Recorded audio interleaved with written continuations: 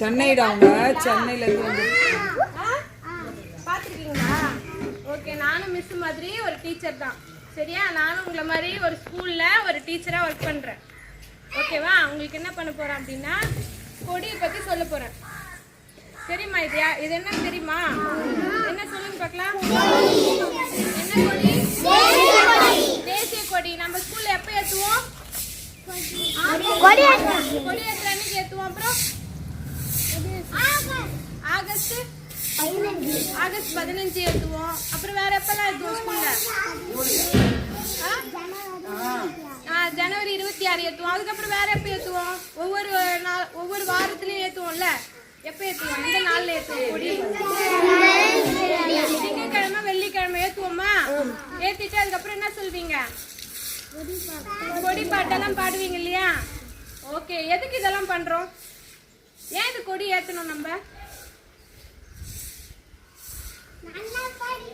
நல்லா படிக்கிறதுக்கு. Very good, super. அப்புறம்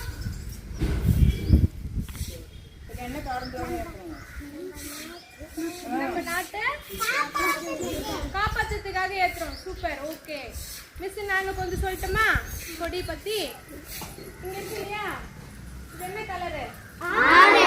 ஆரஞ்சு கலர். தமிழ்ல வந்து காவி நிறம். ஓகேயா? அது கீழே என்ன இருக்கு? வெள்ளை நிறம் இருக்கா? ஓகே. நடுவுல என்னமா இருக்கு? சக்கரம் இருக்கா? ப்ளூ கலர்ல சக்கரம் இருக்கு. சக்கரம் மாதிரி இருக்கு இல்லையா? வீல் மாதிரி. கீழே என்ன கலரு? பச்சை கலர்.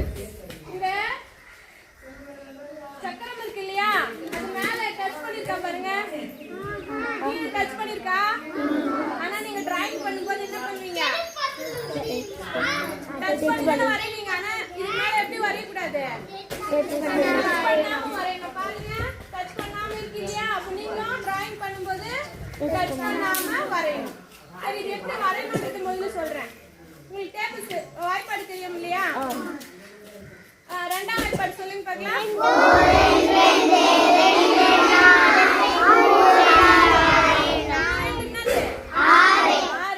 6 சென்டிமீட்டர். நம்ம ஸ்கேல் இருக்கு இல்லையா?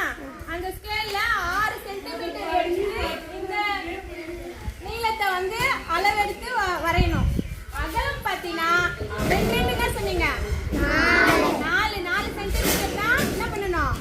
வைக்கணும். இந்த பக்கம் 6 சென்டிமீட்டர் போட்டா அந்த பக்கம் 4 சென்டிமீட்டர் தான் வைக்கணும். இதே நாலாவது வாய்ப்பாடு சொல்லுங்க.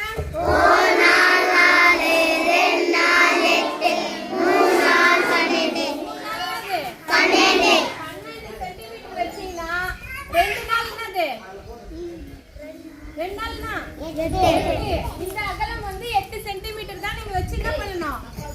வரையணும். உங்க வாய்ப்பாடு சொல்லி பார்த்துட்டு 3:2 மூணாவது டைம் வரது தான் இங்க வந்து அளவு வைக்கணும். ரெண்டாவது முறை வரது இங்க அளவு எடுக்கணும். அஞ்சாவது வாய்ப்பாடுனா 5 15. அப்ப 15 சென்டிமீட்டர் போட்டீங்கன்னா இங்க எத்தனை சென்டிமீட்டர் வைக்கணும்? 10 சென்டிமீட்டர் வரையணும் அகலம். புரிஞ்சுதா? நீங்க எந்த வாய்ப்பாடு சூஸ் பண்றீங்களோ அந்த வாய்ப்பாடுக்கு ஏத்த மாதிரி 3:2 மூணாவது டைம் என்ன வருதோ அது வந்து நீளத்துல பண்ணணும். ரெண்டாவது டைம் என்ன வருதோ ஆன்சர் அதை வந்து அகலத்துல பண்ணணும். அதுதான் நம்ம கொடி வந்து எப்படி வடிவமைச்சிருக்காங்கன்னா 3:2 அப்படின்ற வடிவமைப்புல தான் நம்மளுக்கு கொடி இருக்கு. நீங்க கூட இதை பொறுமையா உட்காந்து 5th ஸ்டாண்டர்ட் மிஸ் கிட்ட லாங் சைஸ் ஸ்கேல் இருக்குல்ல, அதை வாங்கி அளந்து பாருங்க எவ்வளவு வருதுன்னு பாருங்க. அதுக்கு ஏத்த மாதிரி இது 3 மடங்கா இருக்கும். அது வந்து எத்தனை மடங்கா இருக்கும்? 2 மடங்கா இருக்கும். இப்போ நீங்க கொடி எப்படி வரையுதுன்னு தெரிஞ்சுக்கிட்டீங்களா? டச் பண்ணாம வரைவீங்க. ஓகேயா? அதுக்கப்புறம் பாத்தீங்கன்னா இடது பக்கம் தான் வந்து நம்ம கொடியை வந்து ஏத்தணும். இடது பக்கமா இருக்கும். சரியா? அடுத்து பாத்தீங்கன்னா இந்த காவி நிறம் இருக்கு இல்லையா? அந்த காவி நிறம் ஏன் வேற கலர் கொடுத்துருக்கலாம்ல? ஏன் காவி நிறம் கொடுத்துருக்காங்க தெரியல. சொல்லட்டுமா? தியாக உணர்வு. நம்ம சுதந்திரத்துக்காக நிறைய பேர் பாடுபட்டாங்க இல்லையா? நிறைய பேர் செத்து போனாங்கல்ல. செத்து போகும்போது என்ன ஆகும்? ரத்தம்லாம் வெளியே வரும்ல. அந்த ரத்தத்தோட கலரை குறிக்கிறதுக்கு தான் இந்த கலர் கொடுத்துருக்குறாங்க. அவங்களோட தியாகம். அவங்க இவ்வளோ பேர் செத்து போயிட்டு தான் நம்மளுக்கு என்ன பண்ணியிருக்காங்க? சுதந்திரத்தை வாங்கி கொடுத்தாங்க. நம்ம நாடு சுதந்திரம் அடைஞ்சிச்சு இல்லையா? அதுக்கு நிறைய பேர் இறந்து போயிட்டாங்க. நிறைய பேருக்கு ரத்த காயம் அதிகமாச்சு. அந்த ரத்தத்தை குறிக்கிறதுக்கு, தியாக உணர்வை குறிக்கிறதுக்கு தான் வந்து இந்த காவி நிறம். வெள்ளை நிறம் பாத்தீங்கன்னா அமைதி. நம்ம எப்பவுமே எப்படி இருக்கணும்? சண்டை போடணுமா? அமைதியா இருக்கணும். அப்புறம் நம்ம மனசு எப்பவுமே தூய்மையா இருக்கணும். நல்ல எண்ணங்களையே நினைக்கணும். நல்ல செயல்களை என்ன பண்ணணும்? செய்யணும். கெட்ட விஷயங்கள் எல்லாம் செய்யக்கூடாது அப்படின்னு சொல்றதுக்கு தான் உங்களுக்கு வெள்ளை நிறம் குறிக்கிறது. இது வந்து தியாக உணர்வு. இது வந்து அமைதி, உண்மை, நேர்மை, இது எல்லாத்தையும் குறிக்கிறது தான் வெள்ளை நிறம். இந்த பச்சை நிறம் இருக்கு இல்லையா, இது வந்து நம்ம நாட்டோட வளர்ச்சி, நம்ம இயற்கை வளம் இருக்கு இல்லையா, நம்ம நாட்டுல நிறைய இயற்கை வளங்கள், நம்ம விவசாயம் பண்றோம்ல, நம்ம நாடு விவசாயத்துல தான் நம்ம நாடு எப்படி இருக்கு? செழிப்பா இருக்குது. அதனால பச்சை நிறத்தை குறிக்குது. நம்ம எப்பவுமே விவசாயத்தை கைவிடக்கூடாது அப்படின்றதுக்காக தான் இந்த பச்சை நிறம். அதே மாதிரி நம்ம எப்படி இருக்கணும்? வளர்ச்சியை நோக்கி போகணும் அப்படின்றதுக்காக தான் இந்த பச்சை நிறம் குறிக்குது. புரிஞ்சுதா? இப்ப இது எந்தெந்த கலர் என்னென்ன சொல்லுதுன்னு உங்களுக்கு புரிஞ்சுச்சா? இங்க நடுவுல இருக்குல்ல, அது என்ன சொல்லுது? சக்கரை. அதுல எத்தனை கம்பி இருக்கு பாத்துருக்கீங்களா? கவுண்ட் பண்ணிருக்கீங்களா? பண்ணல. சரி, நான் போயிட்டு பிறகு பண்ணி பாருங்க. அப்புறமா பொறுமையா பிரேக் டைம்ல மிஸ் கிட்ட வாங்கி டேபிள் மேல வச்சு, இது கீழே எல்லாம் போடக்கூடாது, தெரியும்ல? கீழே போடக்கூடாது. அப்புறமா கொடி கம்பத்துக்கு கீழே இறக்கக்கூடாது. எங்கதான் இது பண்ணணும்? மேல பண்ணி மரியாதை பண்றதுதான் வந்து நம்ம கொடி கொடுக்குற மரியாதை. எப்பவுமே நீங்க உங்களுக்கு ஆகஸ்ட் 15 கொடி கொடுக்குறாங்க இல்லையா, அது கீழ்ச்சி போடலாமா? கீழே போடலாமா? அழுக்கு பண்ணலாமா? எதுவுமே பண்ணக்கூடாது. அழகா குத்திட்டு திரும்பவும் பத்திரமா எடுத்து புக்ல வச்சுக்கணும். நம்ம கொடியை வந்து நம்ம அவமானப்படுத்த கூடாது, கீழே போட்டு மெரிக்க கூடாது, கசக்க கூடாது. அதுதான் நம்ம நாட்டுக்கு செய்யற நம்ம மரியாதை. எவ்வளவு கஷ்டப்பட்டு இதை வாங்கியிருக்காங்க இல்லையா சுதந்திரத்தை, எவ்வளவு பேர் இறந்து போயிருக்காங்க. அது குறிக்கிறதுக்காக தானே இந்த காவி நிறம் இருக்கு. அப்ப அதை நம்ம கீழ்ச்சி போடலாமா?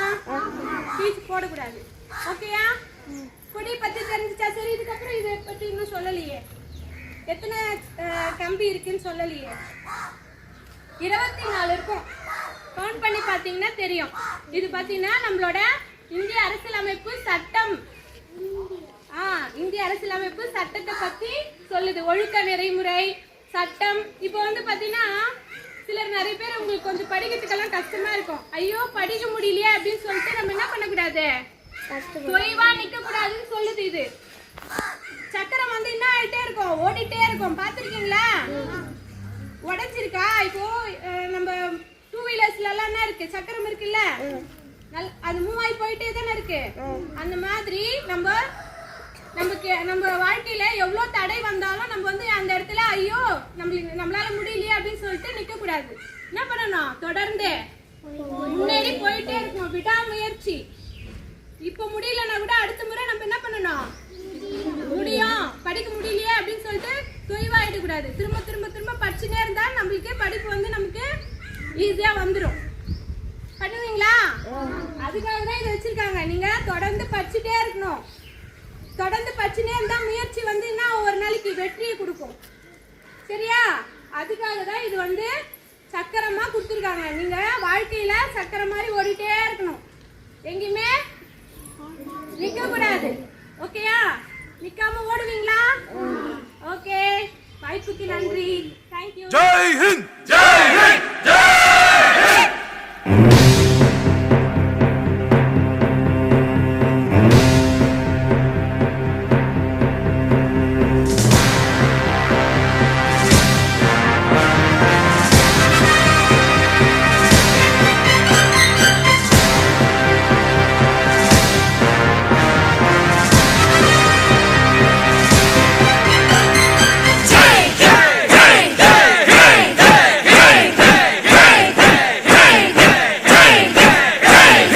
தாயின் மணிக்கொடி, தாயின் மணிக்கொடி சொல்லுது ஜெய் ஹிந்த். தாயகம் காத்திட தன்னலம் போக்கிட சொல்லுக ஜெய் ஹிந்த்.